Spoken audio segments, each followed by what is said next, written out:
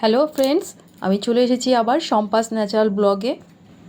আমি আজকে শেয়ার করলাম তোমাদের কাছে নারকেল নাড়ু কীভাবে তৈরি করেছি সেটা। আমি প্রথমেই কিন্তু নিয়েছি দুটো নারকেল।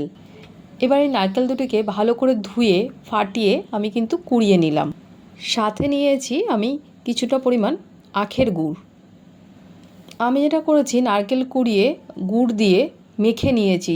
আসলে যেটাতে আমি নারকেলটা পাক দেবো সেই কড়াইতেই, কারণ এটা আমার নিরামিষের কড়াই, ওই কারণে আমি এই কড়াইতেই আগে নারকেলটাকে কুড়িয়ে গুড় দিয়ে ভালো করে মেখে নিয়েছি। এরপর আমি চাপিয়ে দিয়ে কড়াইটা কিন্তু অনবরত আমাকে নাড়তে হবে, কারণ যেহেতু গুড় দিয়েছি তো কড়াইতে লেগে যাওয়ার ভয় থাকে। নাড়ুটা কিন্তু গরম গরম অবস্থায় আমাকে হাতে নিয়ে গোল গোল করে পাক দিতে শুরু করেছি।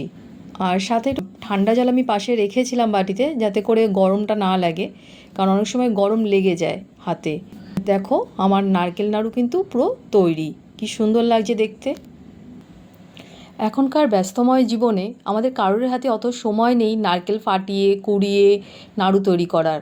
তবে হ্যাঁ, যদি সেটা আমাদের নিজস্ব গাছের নারকেল হয় আর নিজে হাতে ফাটিয়ে যদি ঠাকুরকে ভোগ নিবেদন করা যায়, তো তার মধ্যে কিন্তু একটা আলাদাই আনন্দ থাকে। তো সেটাই আজকে আমি করেছি।